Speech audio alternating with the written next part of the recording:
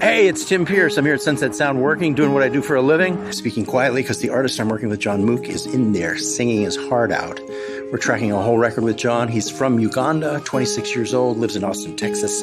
Amazing singer-songwriter. You say there's so much you don't know. You need to go and find yourself. You say you'd rather be alone,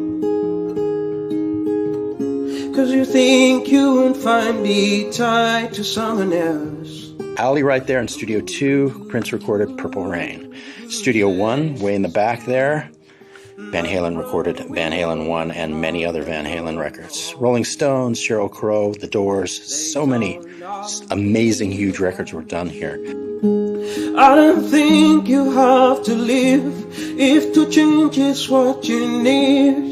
You can change right next to me. When you're high, I'll take the low. You can ebb and I can flow, and we'll take it slow and grow as we go. Grow as we go.